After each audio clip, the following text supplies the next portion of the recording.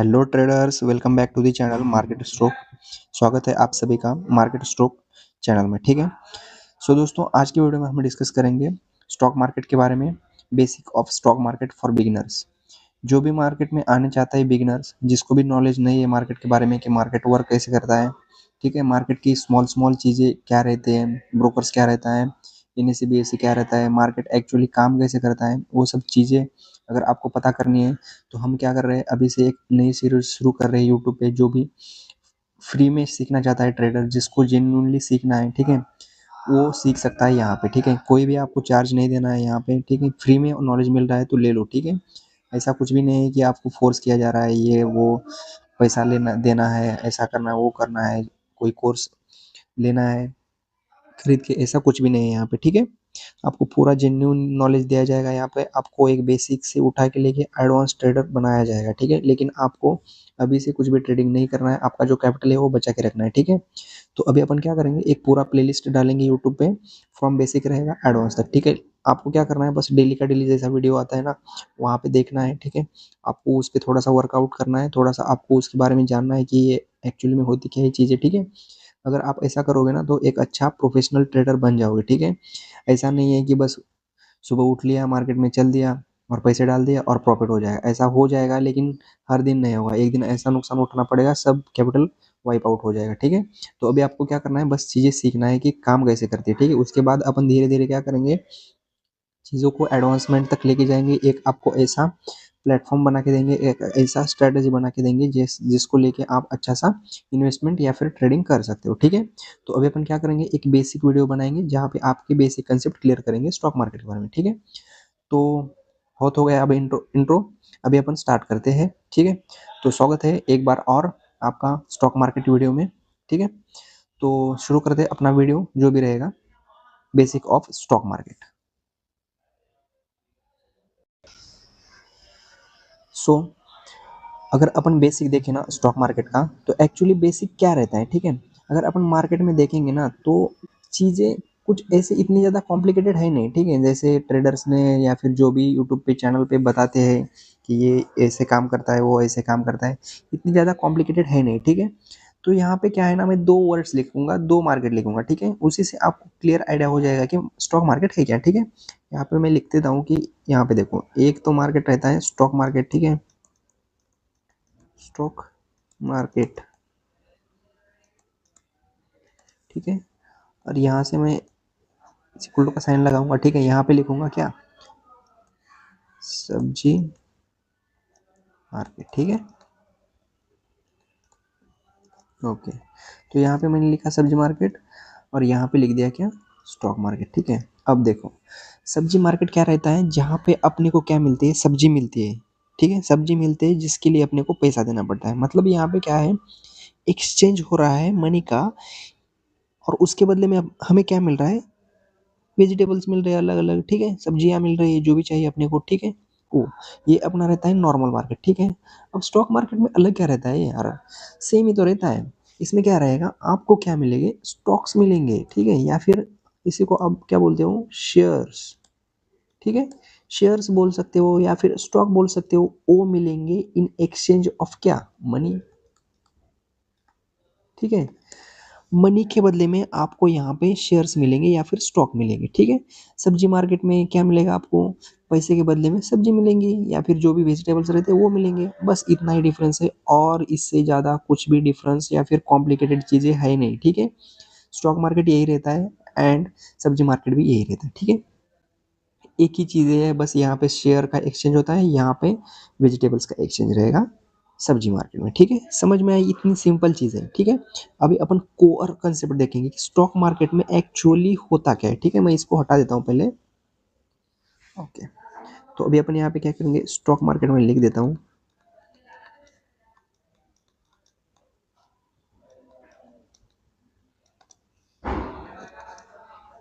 Okay, जैसे यहाँ पे दो वर्ड्स आपको दिखाई दे रहे होंगे, एक तो है स्टॉक और दूसरा है मार्केट। ओके, अब स्टॉक को अपन कैसे समझेंगे। ठीक है, मान लो मेरे पास एक कंपनी है। ठीक है, अब इसको क्या करना है, मान लो एक कंपनी जो है वो 1000 CR की है। ठीक है, मान लो ये कंपनी जो है 1000 शेयर की है। अब इस कंपनी को है ना आगे क्या करना है, ग्रो करना है, ठीक है। तो उसके लिए क्या लगेगा, उसके लगेगा मनी, उसके लिए पैसा लगेगा ना भैया। आपको कुछ भी चीज़ ग्रो करनी है, आपको कुछ भी चीज़ बढ़ानी है ना, तो उसके लिए पैसा लगता है, ठीक है।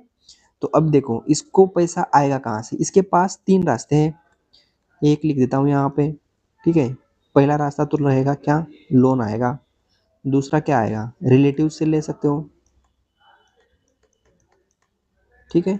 और तीसरा यहाँ पे ही आता है ओरिजिन ऑफ स्टॉक मार्केट, ठीक है।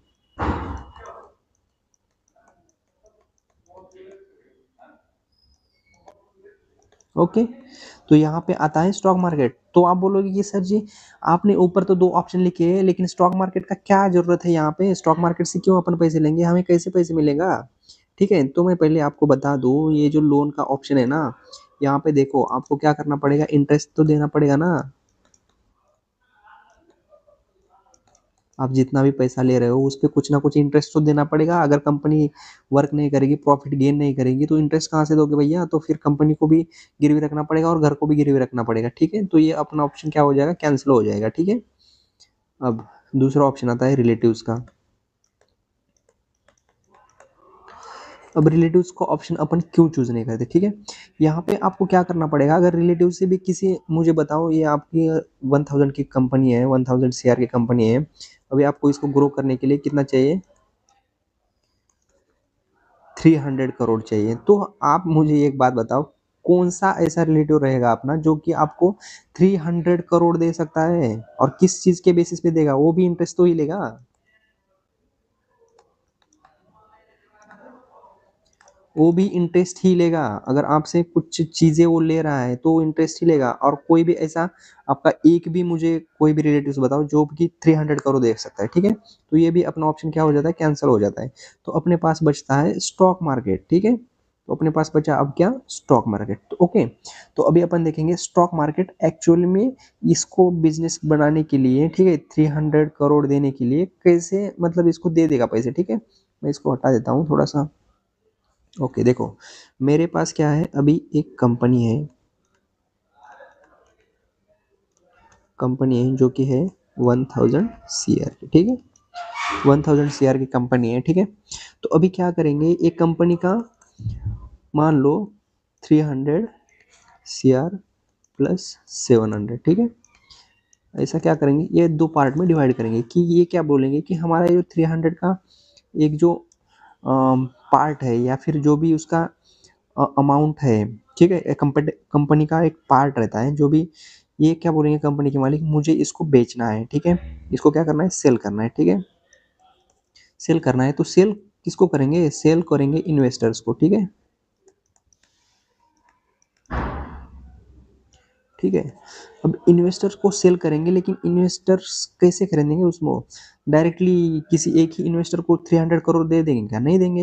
और कोई इन्वेस्टर को ऐसा तो नहीं है कि जाके बोलेंगे कि मुझे आपको ये बेचना है तो मुझे आपको इतना पैसा देना है, ऐसा तो नहीं बोल सकते ना कंपनी, कि मैं आपको 300 करोड़ का मेरा एक हिस्सा देता हूँ तो उसके बदले मुझे 300 करोड़ चाहिए, तो ऐसा हो जाएगा, नहीं होगा। तो अब आता है कॉन्सेप्ट स्टॉक मार्केट का, ठीक है। अब स्टॉक मार्केट इसमें हेल्प कैसे करता है, यहाँ पे मैं आपको तीन चीजें लिख देता हूँ, ठीक है। एक तो है सेबी, ठीक है। उसके बाद आएंगे क्या, एनएससी, ठीक है, और बीएसई, ठीक है। उसके बाद आएगा ओके, उसके बाद आएगा ब्रोकर,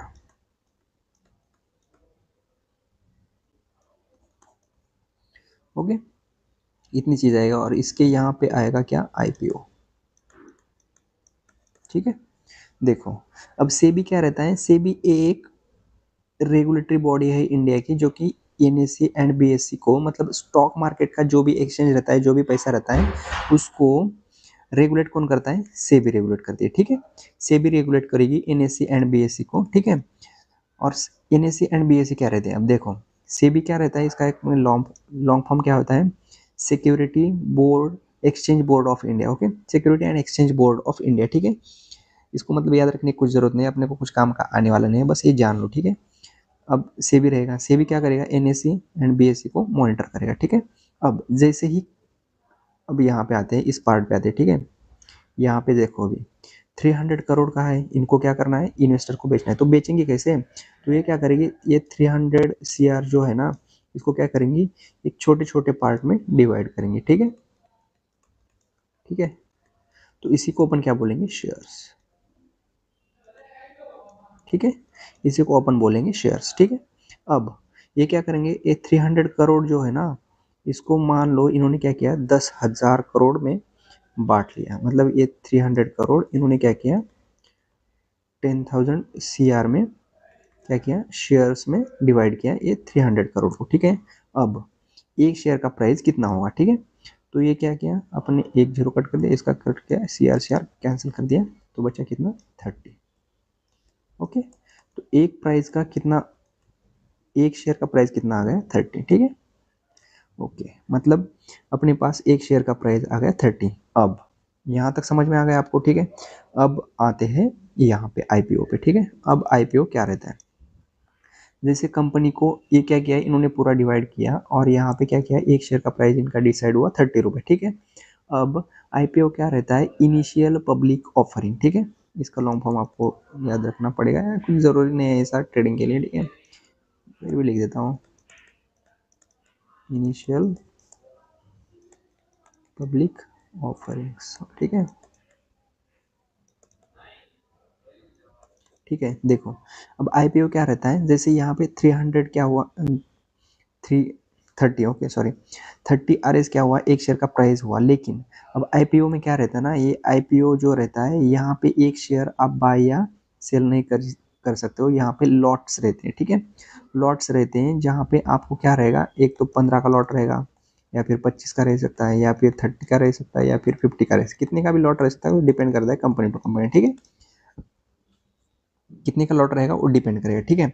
अब आपको IPO में क्या करना रहता है, लॉट खरीदी करना पड़ता है, ठीक है। मान लो इस कंपनी ने क्या किया, इन्होंने डिसाइड किया कि मेरा लॉट जो है 500 का कर देता हूँ, ठीक है। तो अब इसने क्या करो, इसको मल्टीप्लाई करो, तो इन लॉट का प्राइस जो आ जाएगा कितना आएगा, 30, 0, 0 एंड 50, ओके। तो इसका एक लॉट का प्राइस आएगा 15,000, ओके। मतलब अगर आपको IPO में इन्वेस्ट करना है, जब फर्स्ट टाइम कंपनी आ रही है मार्केट में, तो अब अपन उसको क्या बोलते हैं, IPO बोलते हैं। फर्स्ट टाइम जब भी कंपनी मार्केट में एंटर करती है, तब आपको अगर IPO में इन्वेस्ट करना है ना, तब आपको क्या करना पड़ेगा, 500 क्वांटिटी मिलेंगी 15,000 में, ठीक है। समझ में आया यहाँ तक, 500 क्वांटिटी मिलेंगी 15,000 तक, ठीक है। तो आपका यहाँ पे कॉन्सेप्ट कौन सा क्लियर हो गया, CB हो गया, NSE BSE हो गया, और ब्रोकर का आते हैं अब, ठीक है। NSE और BSE क्या रहता है, national stock exchange and Bombay stock exchange, जो कि आपने आपने बिल्डिंग देखा होगा, ठीक है। बॉम्बे में देखा होगा, हर्षद मेहता का जो फिल्म आया था ना, फिल्म बोल रहा हूँ, वो सीरीज जो लॉन्च किया था उन्होंने, ठीक है, उसमें देखा होगा BSE का एक बिल्डिंग दिखाई देता है, वही रहता है BSE, ठीक है। अब ये ब्रोकर क्या रहते हैं भाई, देखो अभी यहाँ तक तो कंपनी लिस्ट हो गई, ठीक है। अब यहाँ से इन्वेस्टर तक कैसे पहुँचेंगे शेयर, ठीक है। अब यहाँ से NSE एंड BSE से इन्वेस्टर तक कैसे पहुँचेंगे भाई शेयर, ठीक है। तो आता है काम ब्रोकर का, ठीक है। तो ब्रोकर जैसे अपने पास नहीं रहते ब्रोकर रूम रेंट वगैरह के लिए, उसी टाइप का ब्रोकर का काम रहता है। यहाँ पे ये क्या करेंगे, एक प्लेटफॉर्म प्रोवाइड करेंगे इन्वेस्टर्स के लिए, कि आप ये ब्रोकर के थ्रू वो कंपनी में इन्वेस्ट करते हैं। फॉर एग्जांपल एक्स कंपनी है, आप एक्स कंपनी में फॉर एग्जांपल लेके चलो, काइट ब्रोकर है, इसके थ्रू आप क्या कर सकते हो, इन्वेस्ट कर सकते हो, ठीक है। इन्वेस्ट कर सकते हो, ठीक है। तो यहाँ तक आपका आइडिया क्लियर हो गया कि सेबी कैसे रहता है, NSE क्या काम करता है, ब्रोकर क्या काम करता रहता है, और उसके बाद इन्वेस्टर का क्या रोल रहता है, ठीक है। तो आपकी चीज़ें कौन सी क्लियर हो गई, IPO क्लियर हो गया, NSE BSE क्लियर हो गया, सेबी क्लियर हो गया, ठीक है, एंड ब्रोकर्स क्लियर हो गए, ठीक है। अब मैं थोड़ा सा आपको ब्रोकर के बारे में बताता हूँ, ठीक है। तो देखो ब्रोकर का क्या काम रहता है, मैं यहाँ पे आपको एक फ्लो चार्ट बता देता हूँ। पहले तो आएगा अपने पास क्या, सेबी, ठीक है। सेबी के बाद क्या आएगा, सेबी के बाद आएंगे NSE BSE,